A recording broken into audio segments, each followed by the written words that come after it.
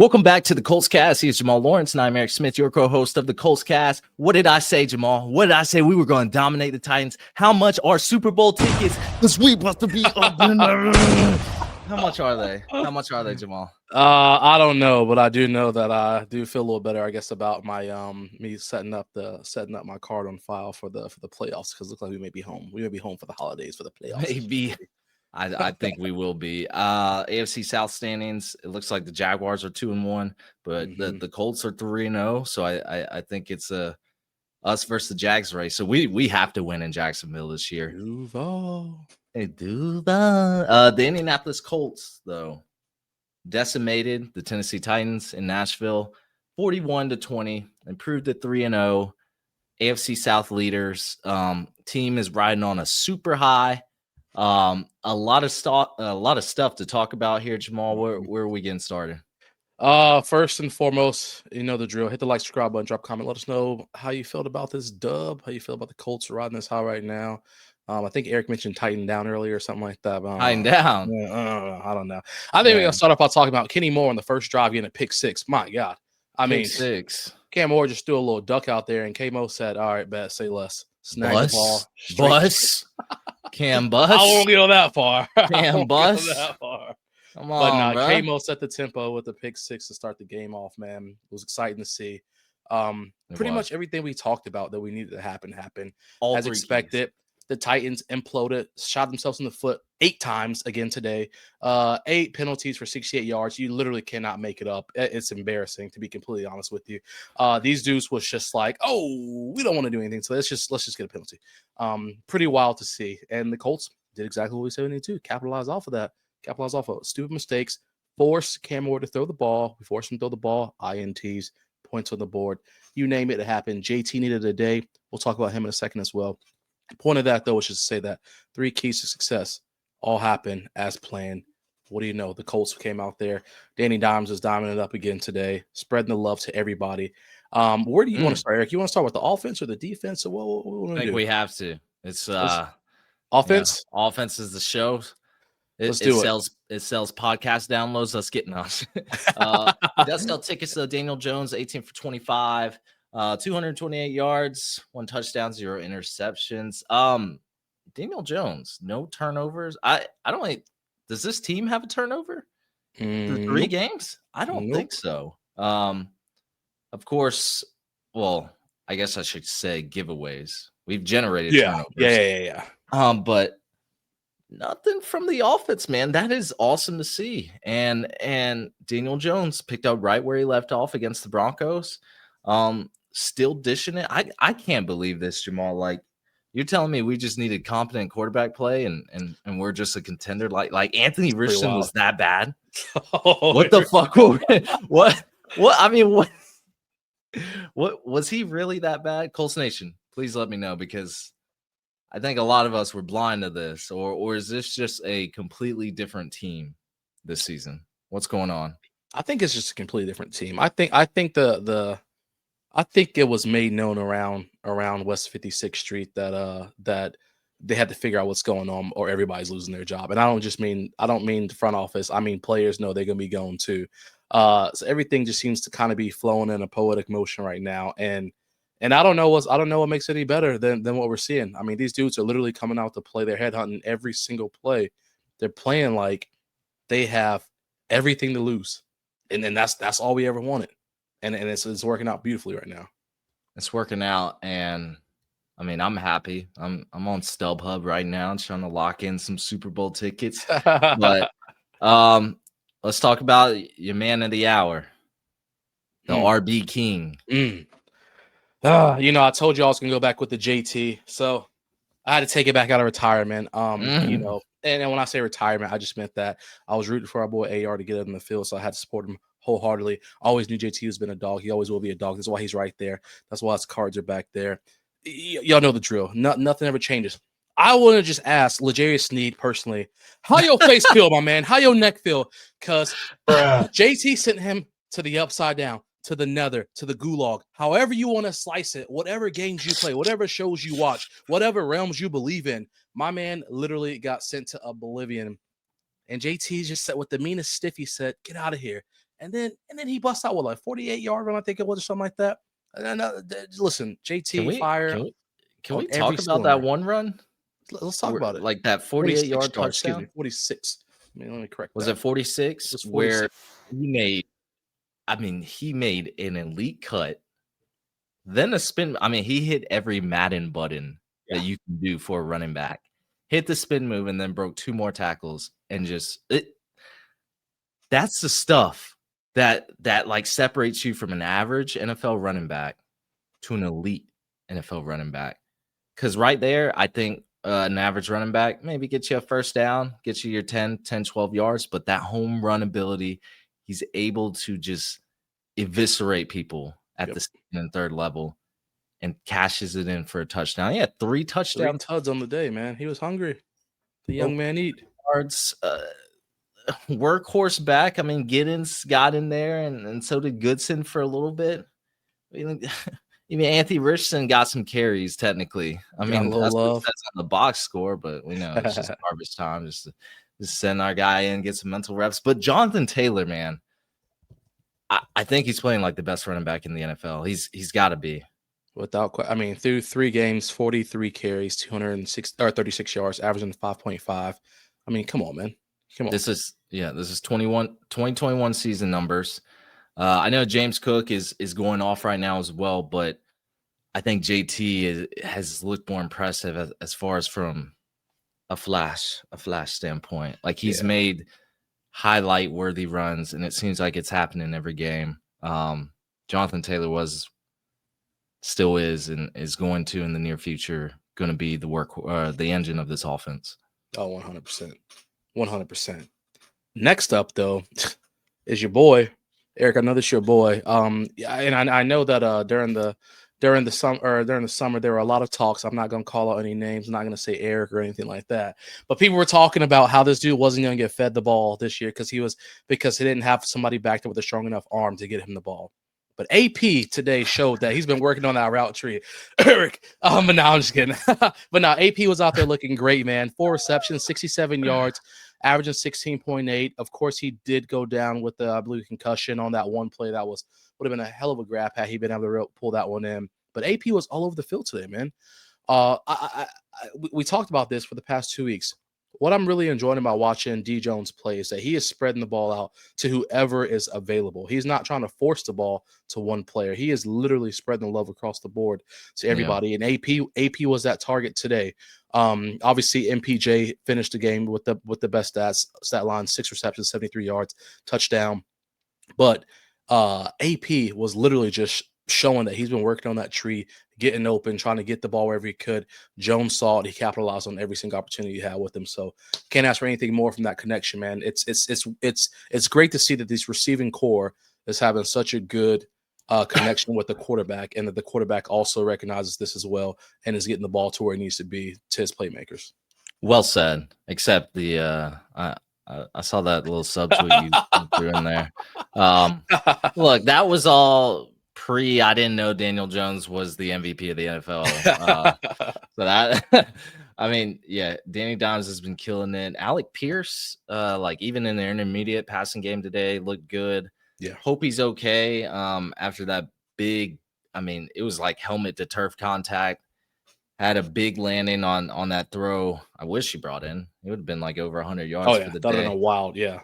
Yeah, let's go ahead and pay Alec Pierce. Ooh. I don't know. Can we keep all these guys? I don't know. But Alec Pierce, I mean, I already liked him last year. I just didn't think his potential would be hit this year with Daniel Jones. Of course, I didn't know Daniel Jones was going to be Danny Mahomes, but here we are. Look, it's okay. I'm allowed to be wrong. Y'all are allowed to be wrong. Everyone's allowed to be wrong. I don't think anybody. Yeah. We're all Colts fans. Yeah. Go ahead. Yeah, we're all Colts fans. We're trying to do one thing, win the whole thing, and here we are. What were you about to say, Jamal? I was gonna say I don't think that anybody could have, like, with the clear mindset that D. Jones is going to be able to utilize AP in the style that AP was used to getting the ball over the past year. So everybody was wrong. You know, if you said that, if you called that at the beginning of the year, then shout out to you. But I don't think many people had that train of thought. So no, but yeah, he looks good. I don't know how we're going to pay everyone, but because my Michael Pittman will be due soon, who, led the Colts in receiving. 6 catches, 73 yards, a tutty. Like, he's getting these tutties that, have been absent from his career in a while. I don't know. Yeah, I agree. And That's gonna be AD an interesting Mitchell, Josh conversation. Downs, Tyler Warren. Yeah, you got a solid receiving group. I think across the board, it's really good. But yeah, Jamal, what'd you think about anything else? Offensive line play? Offensive line play was it was great, man. First off, Danny was out there. He was out there running around, scrambling a couple plays. I think he only's been sacked like once or twice this season, I believe it is so far. Yeah, So he didn't while the get sacked at offensive all line, this. nothing. Yeah, the offensive line played great, but there were some evasions that Jones had today that were just. I mean, he was able to scramble, get a first down, scramble, pick up 4 or 5 yards, roll out of the pocket, still make a play downfield. So while he didn't have the best coverage today, blocking wise for him, he made something out of nothing every opportunity he needed to. He was evading pressure, still showing that the footwork is there. So shout out to the O-line for holding down the fort for the majority of the game in the passing game. But when Jones had to get out and do something with his feet, he made it look easy. So how mobile do you like? Because I remember I made a comment. I was like, he doesn't look as mobile as he was like 3-4 years ago. You still think he's in that prime for athleticism? I think, well, he'd had a couple ones today where he was kind of rolling out slowly, and then he had to put the burners on just to get the extra 3-4 yards. Now, do I think that he was the fastest right there? No, because I don't know if his breakaway speed or his like get up speed is that quickly. Maybe once he gets going, it speeds up a little bit. However, he is quick enough for sure to roll out the pocket and get past the D lineman if he has a good enough angle on them to get past him, and then a linebacker he can get past as well. He showed that, and he took a pretty big hit today as well, down near the goal line. Of course, we don't want to see him taking too many big hits like that, but the point is he showed that he's not afraid to get in there and try to run the ball and take a hit as well. So we'll deal with that. Yeah, we definitely will. But I am not. Daniel Jones is the real deal. He's cooking. He's cooking. This whole offense is the real deal. I mean, 3 times in a row, that's a hat trick. Let's move on to Rigo Burrows Sanchez said, let me go out there and warm up, baby. 1 punt. And he pinned inside the 20. Defense. What? I mean, it was the Titans. Told you Cam Bus, tying down, baby, tying down. Hey, Cam Bus had to force his hand, beat us through the air because we were up so big. Basically after the third quarter. How did you think the defense fared against this Tennessee Titans offense? Overall, pretty well. Based off of the broadcast today, we're calling him Mooney Ward. Tre'Davious Ward prefers to go by Mooney Ward. So I guess in my eyes, my man Mooney Ward now, because he was getting pass block breakups the entire game. I'm talking. I didn't know that. I didn't know it either. Apparently, that was his name growing up, and so they said on the broadcast like 4 times. It's like Mooney Ward. I say, who is Mooney Ward? And then they repeated themselves their story. And I'm like, all right, bad. They heard you. Like, did I miss something? Yeah. But no, Ward is out there balling. I think he did get 1 penalty on him later in the game. But listen, Calvin Ridley wasn't acting like he was trying to get paid today. Shocker. Ward was out there getting locked down, baby. Yeah, exactly. My man had him in cuffs the entire game, and I'm all about it. Great job by him. Of course, we hate to see K-Mo go down, but hopefully he'll be back with a speedy recovery because obviously we need him on the field. We got to have somebody like him. Just the D-line overall was looking pretty solid today. 4 sacks. I mean, should have been more. Too, but yeah, should have been more. But I think the pass rush was. Yeah, I think so. Latu, I don't know, man. Latu will have like a spectacular play, and then play on, play off, man. I'm not sure about Latu yet, man. I'm not there yet, bro. He gonna have to show me next game. I thought Tyquan Lewis, 3 tackles for a loss, 2 sacks. Looked like he was leading this pass rush for the entire day. Being down on that Titans offensive line that's already I think J.C. Latham was out. They had a bunch of players that are injured and took advantage of it. I think there were back-to-back sacks with Tyquan Lewis and Kwity Paye as well. So that's good to see. Although I was hoping to see a little bit more from this pass rush. I don't know. I don't want to hate on them because we got 4 sacks today. but Tyquan Lewis probably shouldn't be the best pass rusher when the game's all said and done. I agree with that. But we'll see. As far as like impact plays, but no, we'll say Jamal. You said that they did all right, so I'll trust you, bro. Well, what we needed, they did all right. They had some pressure on. The other thing was, man, Cam Ward. Like I said, obviously I know that the Titans just suck, but Cam Ward, man, they can figure it out for him. It could be promising because his arm angles and the way he's able to just roll out. He's still quick. He's so young. I mean, he can move well. His you can just tell the way his sports skills translated between all the sports he played.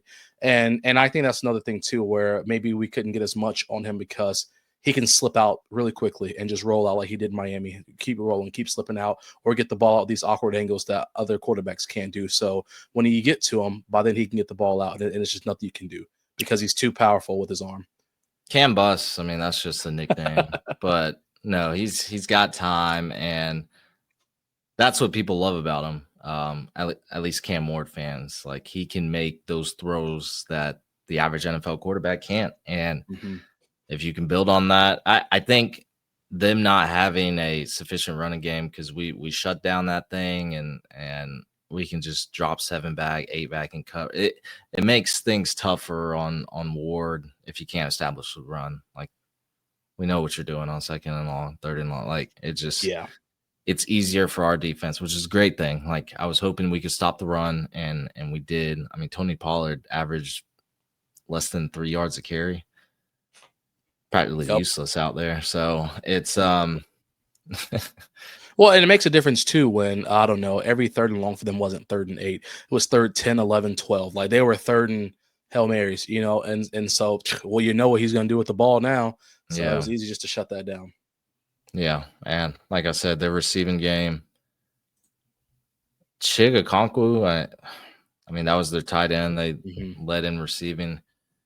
Wasn't really worried about anyone else. Told you Tyler Lockett, Calvin Ridley, Eli Manor. Like we shunned that down, and we did. None of them breached 40 yards.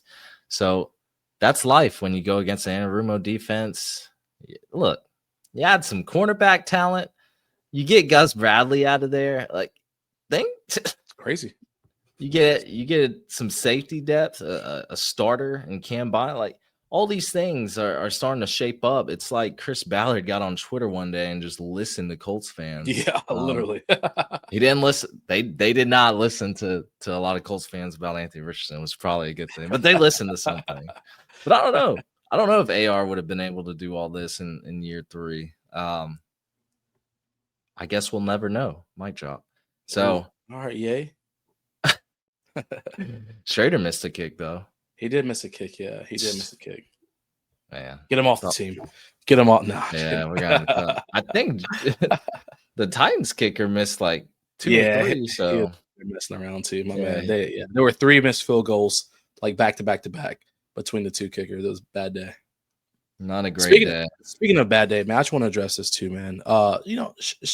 Shane Steichen, some of these play calls we're doing with running the ball, it's just they're like, luckily we have JT who is explosive and smart enough to know how to like get through the line. He can make up for some of these BS calls, but some of these runs that they call, I'm just like, yo, Steichen, what are we doing, man? We're gonna try to run the ball 3 times in a row and it doesn't work. We're gonna try one more time. Like, yo, we can't keep shoving it up the gut if it's not there. Like, it's just not there.